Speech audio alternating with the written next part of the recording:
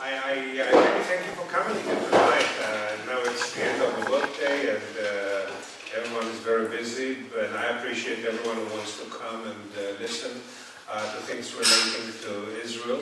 It's the first time that Shuli and my wife and I are visiting the Old Burg, but I can assure you that it's not going to be the last. We just arrived in Copenhagen 8 months ago, and we're just beginning to tour this country and visit the various communities. And I know we'll come back here. There are many things that we want to do here, especially in the fields of culture. If we can do it, we'll want to bring a film festival to Aalborg, like we did with Aarhus or with Odense, and hopefully we'll be able to do it here. And I understand that there is a very good new music hall here, and Israel has tons of good musicians. So we'll see what we can do about this in the coming years. Look forward to being here more and more. And I commend you for your participation in the Friends for Israel Association. It's very good to know that we have friends all over this country. Israel's situation in Europe in general is not always that good. We are being criticized on a routine basis. There is a lot to criticize about Israel, I'm sure, like any other country, but there's also a lot to praise Israel for, and that does not always find the right amount of attention. What we did here today, opening an exhibit, which I urge you all to go and see, about Tel Aviv, the White City, is a good testimony of what we did and we still do in Israel. The city of Tel Aviv is a unique place. It is considered now one of the best 10 places to visit worldwide. In fact, 3 or 4 years ago, the Department of State of the American Foreign Ministry ran a survey among the diplomats all over the world. Which assignment do they like best? Which destination do they prefer? And Tel Aviv came on top, #1 city for American diplomats. Where do they like to serve? Tel Aviv.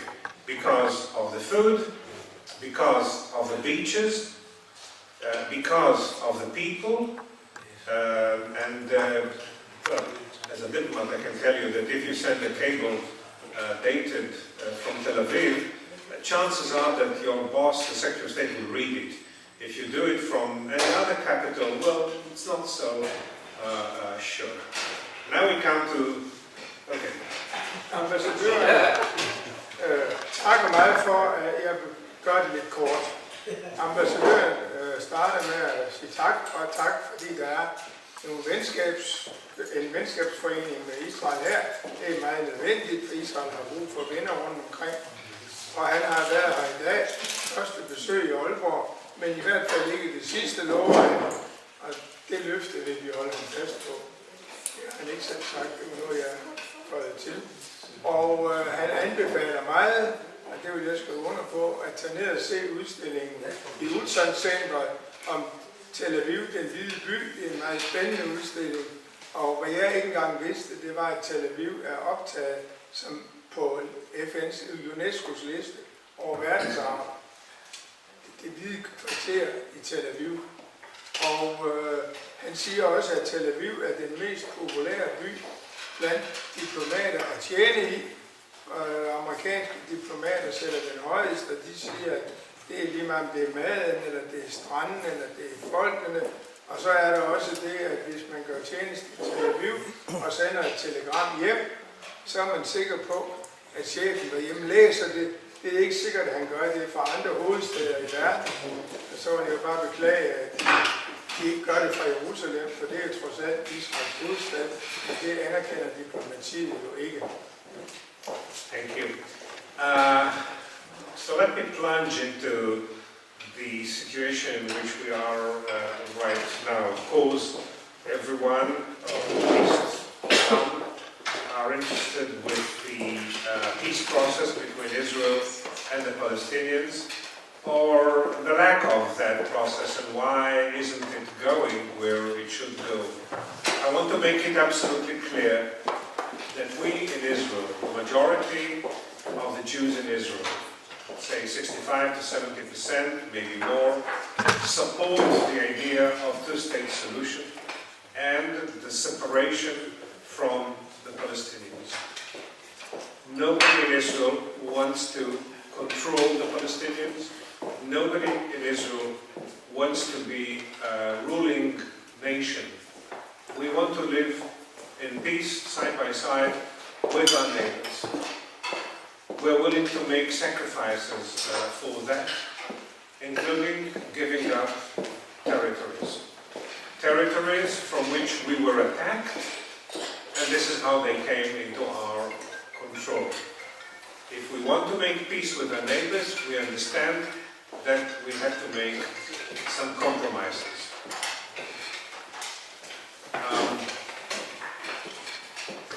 Det, der nok interesserer mest, det er fredsprocessen, eller måske den manglende fredsproces i Israel.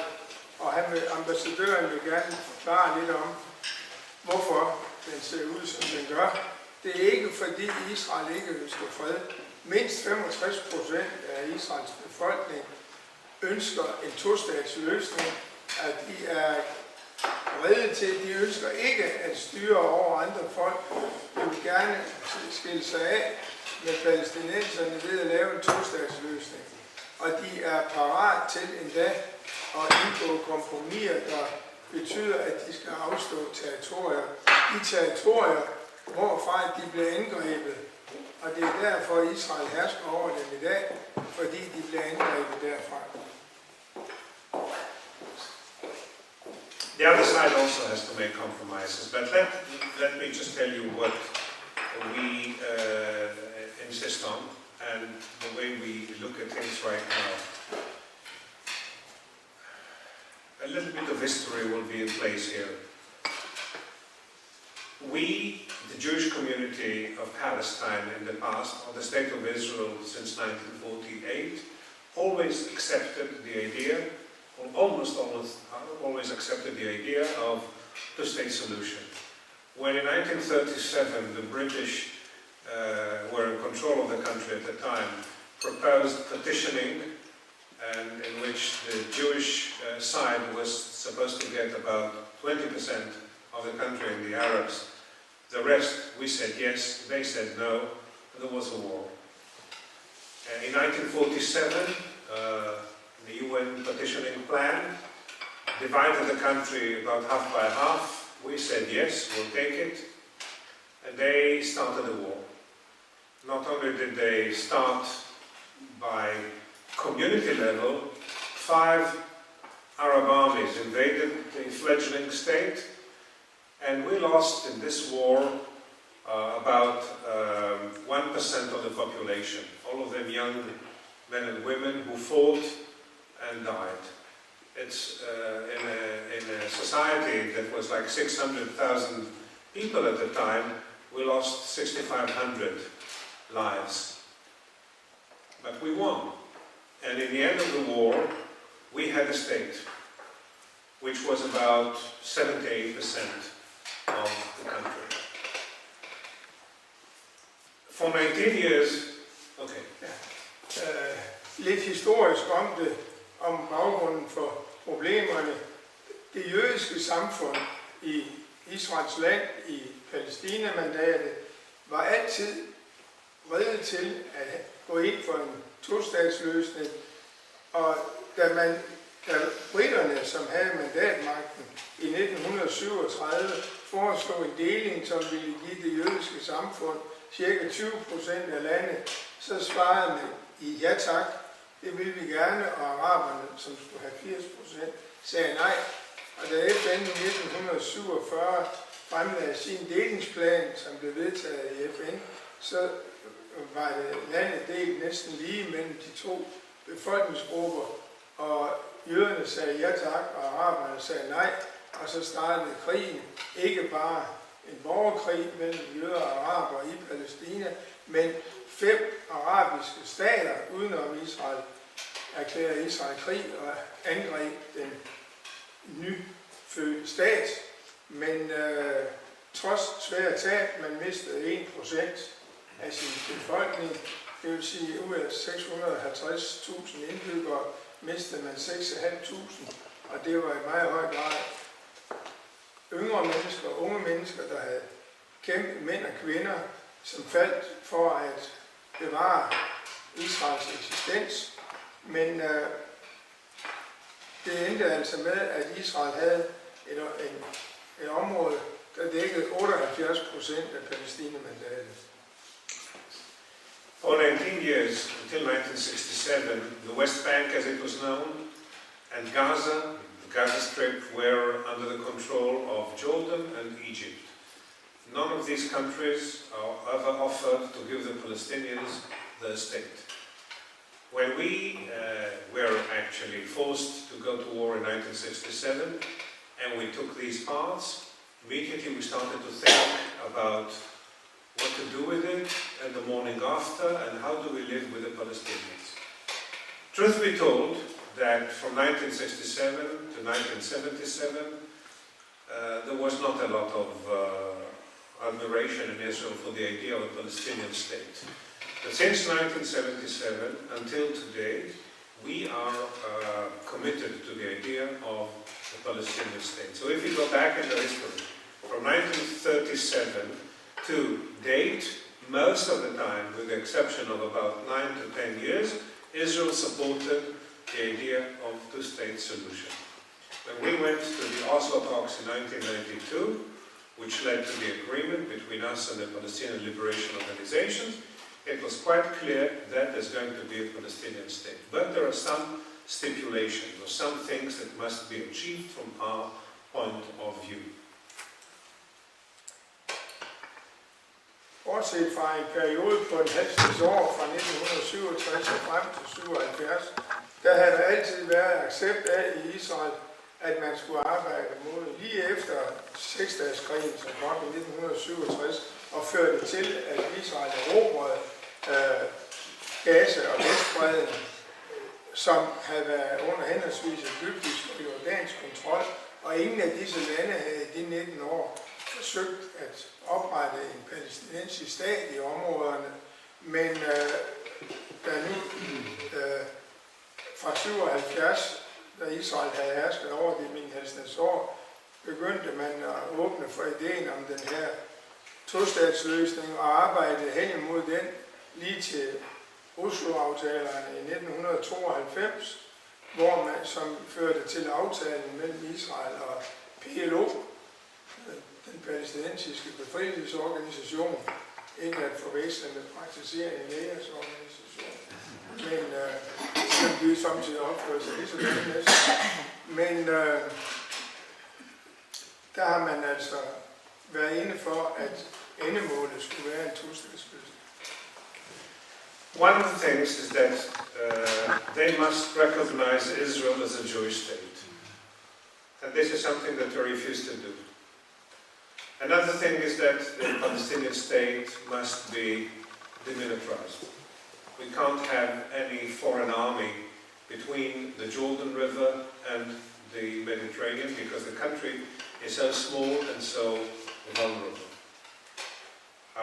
On that basis, we began the dialogue with them, which 9 months ago was intensified with the efforts of Secretary of State John Kerry. He was not the first one to try. Unfortunately, so far, it has not yielded any results. We, in order to get into the negotiations, we made a few sacrifices, if you like. We agreed to release 104 convicted terrorists, people who actually killed Israeli citizens, including during the Intifada. The second Intifada, we lost 1,200 lives of civilians, not soldiers, civilians. The last batch was supposed to take place last month, actually 2 weeks ago, and we were supposed to release even some Israeli Arabs who were convicted of terrorism. Now you must realize that for us to release people who are officially Israeli citizens, in fact you could say that they betrayed their state when they rose against it, is very hard. We are a country that is law-abiding, and when there is a verdict given, handed down by a court, it must be obeyed. And for us to give up on that was very difficult, and it was objected by people from right and left in the political map in Israel. And it was a touch and go. 2 weeks ago, I think 2 weeks ago, we were just about, though, to pass this decision in the government, in the cabinet, when the Palestinians broke their commitment, which was not to go to the United Nations during the time of the negotiations. They signed 15 letters to ask for acceptance in various United Nations agencies and conventions, and that actually broke the talks between us and them, because the government then did not continue discussing the release of the last batch of terrorists, which included, as I said, Israeli Arabs. Der har været ført mange forhandlinger siden Oslo-aftalerne, og det seneste her, det har været stærkt støttet af udenrigsminister John Kerry fra USA. Det har stået på i 3/4 år, og skulle officielt have ført til en aftale i går. Som led i den aftale skulle Israel blandt andet løslade 104 dømte terrorister fra sine fængslede terrorister, som havde begået mord på israelere. Og de 2 første hold blev løsladt efter aftalen. Men det sidste hold, som også indbefattede israelske arabere, det vil sige statsborgere i Israel, som har, man kan sige, har begået forræderi mod deres eget land, i det de har været med til at begå terroraktioner mod det land, de var borgere i modsætning til dem fra de besatte områder, eller administrerede områder, eller områderne.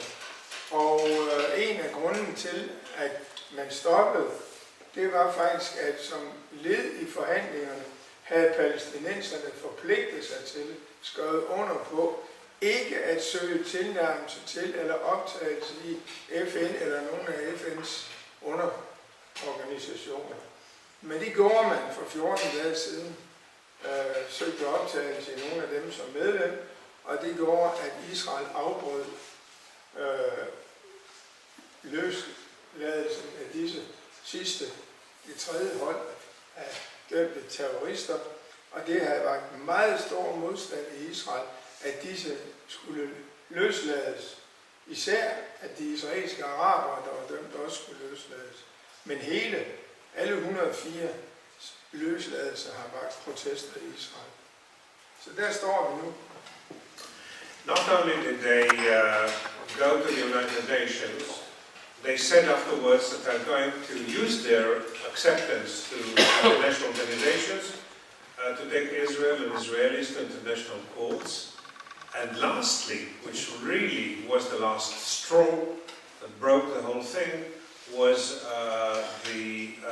all of a sudden they announced reuniting with Hamas in Gaza. Now, of course, we do not in principle have anything against unity in the Palestinian people. It's their business, not ours. But Hamas is an organization that is devoted to the destruction of Israel. In the last 9 years, since we disengaged from Gaza and withdrew from Gaza unilaterally, they launched at us over 12,000 missiles, rockets, mortar shells, and they actually terrorized the life in southwest Israel. Over 1 million people in Israel are always under the constant threat of a terror attack from the sky, be it a mortar shell or a missile or a rocket, and many people were killed. That is basically the one reason why we insist on demilitarizing the West Bank, because if this happened from Gaza and Hamas comes to control in the West Bank, it will also happen from the West Bank, which means that Tel Aviv is under the range, and all of Israel is actually prone to constant attacks. There is a decision by the quartet, the international quartet, that is made of the US, the EU, Russia and the UN, which has 3 conditions for any government or any organization on the Palestinian side to be accepted. 1, recognizing Israel. 2, accepting and adhering to all the agreements that were already signed between Israel and the Palestinian Authority. And 3, stop terrorism and fight against terrorism. That is not Israel's demand. Of course, we demand it as well. This is the international community demand, and it must be fulfilled before we go back to negotiations with the Palestinians. En ting, jeg lige glemte at sige før, det var, at Israel krævede 3 betingelser af palæstinenserne. Det ene, det var, at de anerkendte Israel som en jødisk stat, og det andet, det var, at de ville leve i fred. Det vil sige, at der måtte ikke være nogen militære styrker mellem Jordanfloden og Israel, fordi Israel er så smalt, at det kan være alt for farligt. Og Hamas, som har taget magten i Gaza efter Israel rømmede området frivilligt for 9 år siden, de har erklæret, at Israel skal ødelægges, og de har, siden de overtog magten i Gaza, har de affyret mindst 12.000 raketter, missiler og morterbomber mod israelsk territorium og terroriseret hen ved 1 million israelere, der bor i det sydvestlige del af landet. Og hvis de også får magt på Vestbredden, så kan de faktisk ramme med de våben, de har allerede nu næsten hele Israels befolkning. Og derfor skal man altså holde sig til, at der ikke skal være nogle væbnede styrker der, de skal tilslutte sig det. Og nu har PLO og Al-Fatah, nu har de så undertegnet en samarbejdsaftale, der skal i løbet af 5 uger skabe en fælles regering mellem Hamas og PLO. Det er også i strid med de aftaler, hvorunder man forhandler, fordi det opfylder ikke betingelserne, som kvartetten, som man kalder den, som består af USA og Rusland og EU og FN, har lagt ned for at anerkende palæstinenserne. De må altså ikke angribe, de skal anerkende Israel, de må ikke angribe Israel, og the 3 conditions of the quartet are that they will recognize Israel, stop terrorism and fight against it, and accept and adhere to all the agreements that were already reached between Israel and the Palestinians. Og de skulle anerkende alle de aftaler, der var undertegnet mellem Israel og palæstinenserne indtil nu. And of course they do not. Hamas says very clearly that it is not going to do that. So what kind of a government is it going to be? And until they put the house in order, we're not going to be there. We want them to have their state. We want to live side by side in peace and security. We wish them well. We don't want to rule over them. But we're not going to negotiate our own end with someone who says, all right, I'll negotiate with you now, but then tomorrow I'll have more claims. Tomorrow I will, reserve the right to fight against you. And this is something that must be understood. And if it's not understood, well, then we're sorry, but we can't take part in the process.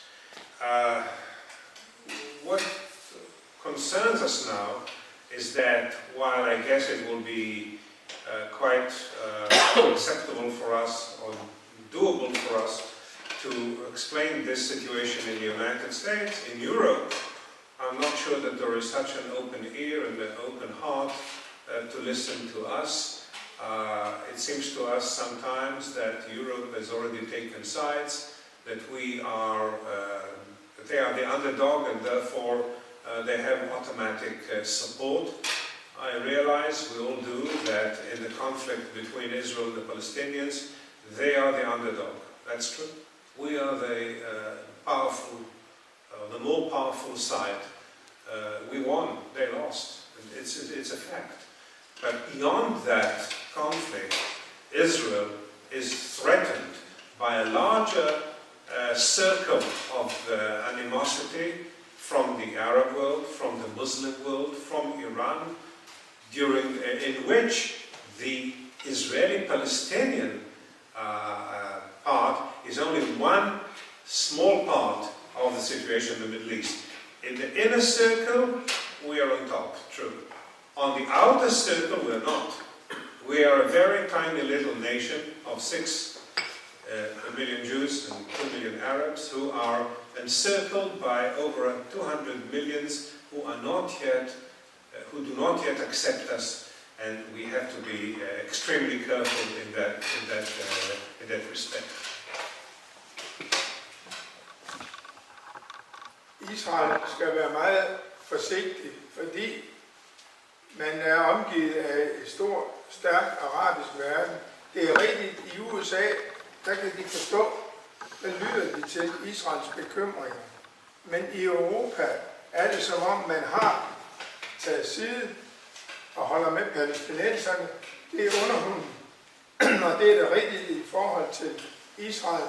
Der er israelerne de stærkeste over for palæstinenserne, men ser man det i et bredere perspektiv, så er det kun en lille del af det, fordi Israel er omgivet af mindst 200 millioner arabere og ikke-arabere, Iran for eksempel, og andre muslimske lande, for hvem Israel er fjenden, og som arbejder på at kunne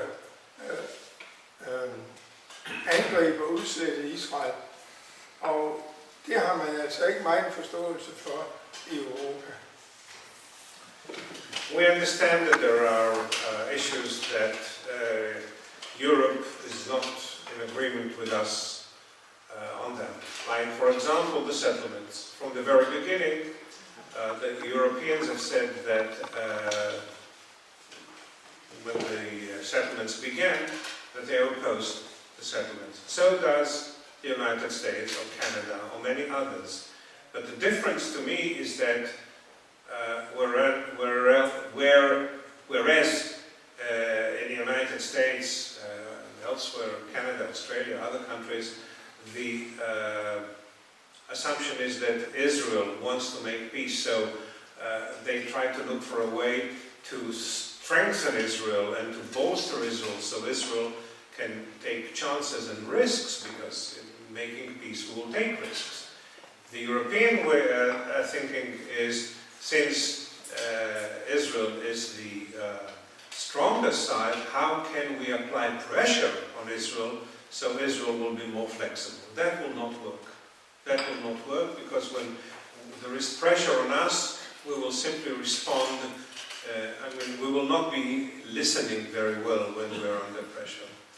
When we are in a dialogue and people negotiate with us and talk to us, well, we can be very generous, as we have proven in the past, in the peace agreement with Egypt, in the peace agreement with Jordan. We were very, very generous and benevolent in terms of territories and in terms of other concessions that we were willing to make, but not under pressure. Under pressure, it will not work. We are the only ones who can make the decision on what is important for our security and what can be given up. So this is now a standstill between us and the Palestinians. The bottom line is that the talks stopped yesterday. There's no discussion of resuming the talks soon. I believe that both sides, the Palestinians and the Israelis, must return to the talks because there's no other option. If they want a state, they will realize that they have to give up on some stuff. If we want to live in peace, we also have to make some concessions. And the Americans will understand that they cannot just, run away from the process because it is very hard to achieve. It is hard, it will be hard, but we must go on. And in that respect, the one complaint I may have about Europe is that by adopting the policy that they do, they give the Palestinians the wrong impression that they don't have to negotiate with us, they can get everything that they want from the international community. And it is not like that at all. Forholdene er sådan med hensyn til fredsforhandlingerne mellem Israel og palæstinenserne, at i nogle lande, for eksempel USA, Canada, Australien osv., der forstår man, at for at Israel skal kunne give noget i forhandlingerne, så må Israel styrkes, så må Israel være stærk nok til at kunne tillade sig at give noget på fredens alter. I Europa forstår man ikke det. Der mener man, at det er meget bedre at lægge pres på Israel, således at Israel vil opgive. Det er ikke den vej, man skal gå i forhold til Israel. Israel har tidligere i forhandlinger med for eksempel Egypten om fredsaftale og med Jordan om fredsaftale opgivet meget territorier og givet andre indrømmelser til de to stater for at opnå fred med dem, og det skete helt uden at der blev lagt pres på Israel for at gøre det. Men Europa lægger pres på Israel, og det gør, at palæstinenserne tror, at de kan få deres stat foræret af Europa, således at de ikke behøver at sætte sig til forhandlingsbordet og indgå kompromiser. Og det er de nødt til, for Israel vil ikke give sig, men håber på forståelse for, at palæstinenserne også er nødt til at gå på kompromiser. Well, the Palestinian issue is an important one, but not the most important one. Let me briefly take you through our world picture as we see it from Israel in the area in which we live. You all heard about the term Arab Spring, and the beginning everyone was happy about it, and wow, it's something new, it's democracy, the old regimes will be thrown out, corruption will go away, and we have a new dawn, a new morning in the Middle East. Well, it doesn't really work that way. Things happen as they do. There's no way in which you can rush history. Whatever needs to happen will happen. I guess those regimes in the Arab world had to go, but what we got instead is not necessarily better than what we had before that. I won't go through all the countries, but the phenomenon known as the Arab Spring, which I'm not sure we should use this term, I rather call it the Arab tumult or the Arab upheaval or the Arab unrest. Certainly there is a lot of disquiet in the Arab world, but I'm not sure it's a spring. In Egypt, which is the most important country in the Middle East and the first country to make peace with Israel, the Arab Spring brought about a ultra-religious Muslim Brethren regime which, though it kept the peace with Israel officially, was not very cooperative, did not fight against terrorism, allowed terrorists in the Sinai Peninsula between Israel and Egypt to flourish, and they challenged us to chase them into Sinai, which we did not do because it was an Egyptian territory and we don't want to infringe on Egyptian rights. But we urged them all the time to do something about it, and they did not. At long last, the army changed the situation in Egypt. It was a military coup that was done because many Egyptians felt that the Muslim Brotherhood, though they were elected officially to government, were actually changing Egypt too much Now we wait for the new elections to be held, and we will see what happens. In the meantime, we must continue our relations with Egypt because it is an important strategic partner of Israel. First of all, without Egypt, there is no military combination against Israel that could really put us into major danger. I mean, there are day-to-day dangers, but not like a permanent one. And secondly, because we hope that the original hope that we had when we signed the agreement with Egypt will in the end come true, and that will be the lead to the other countries in the Arab world to make peace with Israel. So we will adhere to that. For nu at vende sig til noget i omegnen af Israel, men ikke selve Israel, så er der jo det, som det er kendt som det arabiske forår, selvom forår ikke lige er det, ambassadøren ønsker at hæfte på. Den betegnelse, det var et oprør, det var en rejsning, det var en katastrofe, kan man sige, på mange måder. Og uden at ville gå ind i alle landene og historien, så koncentrerer han sig i første omgang om Egypten, fordi Egypten var et af de to lande, Israel havde fred med, og det er det eneste land, som er så stærkt, at det kan være med til at true Israel. Alle andre de arabiske lande er ikke stærke nok til at udgøre en dødelig fare for Israel, men det kan de, hvis Egypten går med den. Så ganske vist betød opstanden i Egypten, at der kom en demokratisk valgt regering til, men det var en regering af yderliggående muslimske broderskabsfolk, og den lavede så meget ravage i Egypten, at mange egyptere rejste sig imod den, og hæren lavede et kup imod den, så der kom militærstyre til. Det var for eksempel sådan, at Mohammed Morsis muslimske regering tillod og gjorde ikke noget for at bekæmpe terrorgrupper i Sinai, og Israel kunne ikke forfølge dem ind i Sinai, fordi man havde fredsaftale med egypterne. Og det der med pres på den egyptiske regering, men det hjalp ikke før her tog affære og væltede regeringen, og nu er man så spændt på at se, hvad der kommer ud af det kommende præsidentvalg i Egypten, fordi det har hele tiden været håbet for Israel, lige siden fredsslutningen med Egypten, at freden mellem Egypten og Israel ville brede sig til den arabiske verden, når de så resultaterne af den, og at Israel ville få fred i mange flere arabiske lande. Det er så ikke sket endnu, undtagen i Jordan. Let me be very clear on that. We will continue to support the relations with Egypt. We will continue to support relations between Egypt and the US.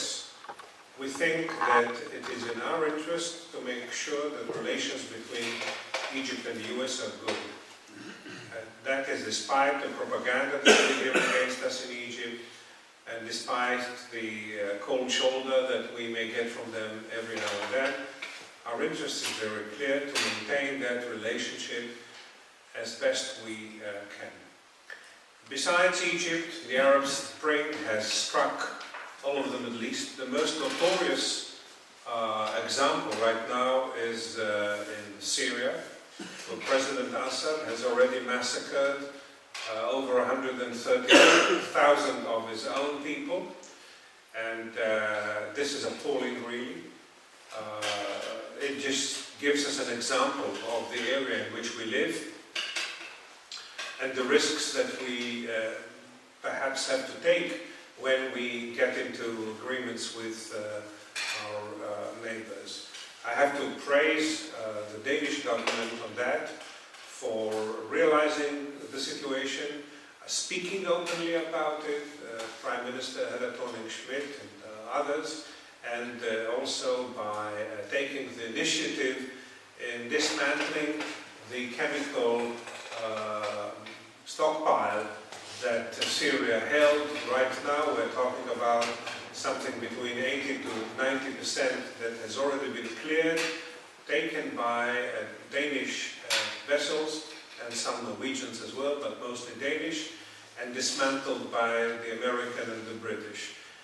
But it was Danish initiative, and nobody else did it. It was your country that actually led the way in that respect, for which I really, express my entire appreciation.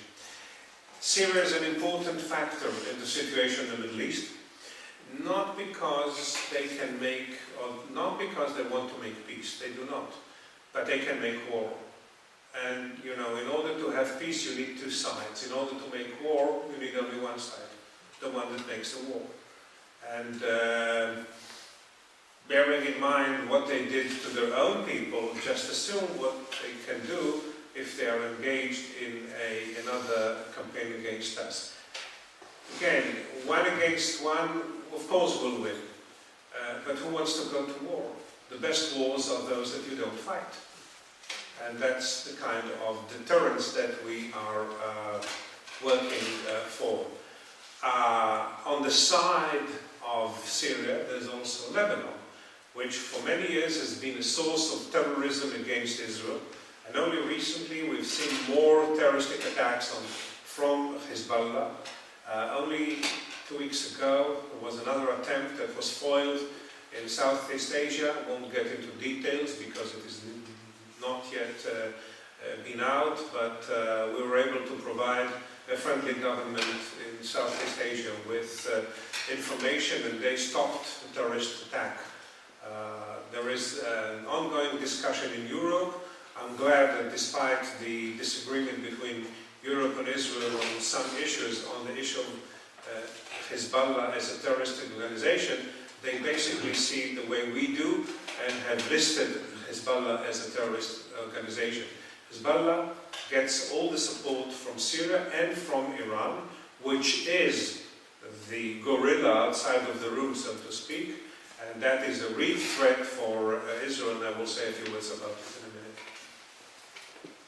Et andet naboland til Israel, der også er ramt af disse optøjer, opstandelse, oprør, det er Syrien, som er meget i medierne lige for øjeblikket. Og Syrien er jo et land, der viser den måde, Bashar al-Assad har massakreret mindst 130.000 af sine egne indbyggere. Det giver jo et gruopvækkende billede af, hvad der kan ske, hvis han for eksempel angriber ind i Israel. Der har ikke været meget modstand mod det, han har gjort. Dog har Danmark taget side og har protesteret imod det meget stærkt, og Helle Thorning-Schmidt, vores statsminister, hun sagde, at Danmark ville være med til at bombe, hvis Syrien har brugt de kemiske våben. Ikke gøre det alene, men være med til det. Og det er der så ingen andre, der har villet, så derfor er det ikke blevet til noget. Men det er Danmark, der tager det store slæb med at få fjernet Syriens kemiske våbenlager. Der var temmelig mange, og man har fået i hvert fald 80% af dem ud af Syrien endnu. Og det er jo hovedsageligt på et dansk skib og med eskorte fra et dansk krigsskib og et norsk krigsskib. Men uden det danske initiativ, mente ambassadøren ikke, at det var blevet til noget. Så derfor er han meget taknemmelig over for Danmark for det, vi har gjort i den her scene. Og så er der i forbindelse med Syrien, der er der Libanon, som ligger lige op til Syrien, og som har været sæde for mange angreb på Israel i de senere år, udført af Hezbollah, enten ind i Israel eller mod Israel og andre steder i verden. Og det er ikke mere end 14 dage siden, at det lykkedes Israel at hjælpe et venligsindet land i Sydøstasien med at forpure et terrorangreb derude. Han kan ikke komme nærmere ind på, hvad det var, for det er ikke frigivet endnu. Men som man siger, der skal 2 til at slutte en fred, men der skal kun 1 til at starte en krig. Der er ellers et udtryk, det er min egen indskydelse her, der siger, at normalt skal der 2 til en tango, men i Mellemøsten skal der 3, hvis man skal have en fred ud af den tango. Men Det er så ikke virkeligt. Men han er også taknemmelig for, at Europa i hvert fald på det område har taget stilling side om side med Israel om at betegne Hizbollah som en terrororganisation. So that is a brief discussion of the problems in which we find ourselves. I can go on like that for 2-3 nights easily. But that is not the most important thing about Israel. The important thing about Israel is not the risks, it's the chances. And it's the fact that we have become a member of the OECD, that we are a well-advanced economy right now. Together with Denmark, we are members of the newly created forum of 6 advanced small economies with countries like New Zealand, Finland, Ireland, Denmark, Israel. I forgot the last one. I think it's Singapore, but I'm not sure. And Israel is the high-tech country, leading in innovation, leading in biomed, in biotech, in agrotech. We don't even say anymore in Israel the word agriculture. It's known as agrotech because everything is so scientifically thought of that we are a country that produces more titles per capita of newly written fiction than any other country in the world, according to UNESCO.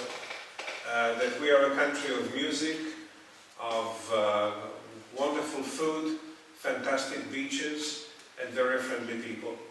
That lives a very sensible and interesting life, and very rewarding kind of life, despite the difficulties and despite the threats. Sure, we are not perfect, we make our mistakes, we have made mistakes on many issues, including with the Palestinians, but we are the first to recognize when we make a mistake and to try and correct it. And sometimes we don't have that kind of, or mostly we do not encounter this kind of attitude on the other side.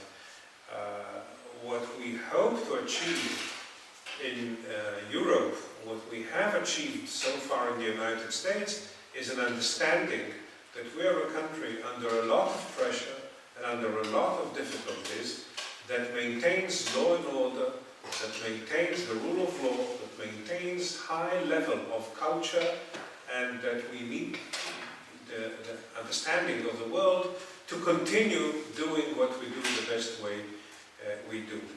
So with that, let me stop here, and I'll be happy to take your questions and remarks and answer them as best I can. Thanks. Men vi skal ikke kun dvæle ved risikoen og ved truslerne. Vi skal også se det positive ved Israel. Og Israel er et dejligt land for sine indbyggere og også for de gæster, der kommer der. Det er et land, der er førende på mange områder. Det er et højteknologisk land inden for bioteknologi for eksempel, og inden for landbrugsteknologi. Man taler ikke længere om landbrugskultur, men om landbrugsteknologi i Israel. Agri-technology, eller agri-tech. Israel udgiver mere skønlitterært, har flere skønlitterære forfattere i forhold til indbyggertallet end noget andet land i verden i henhold til UNESCO's opgørelse. Israel er et dejligt land, der er god mad. Det vil jeg måske sætte lidt spørgsmålstegn ved, men jeg har overlevet mine mange besøg dernede. Og lide det, men det er ikke sådan high cuisine, nej.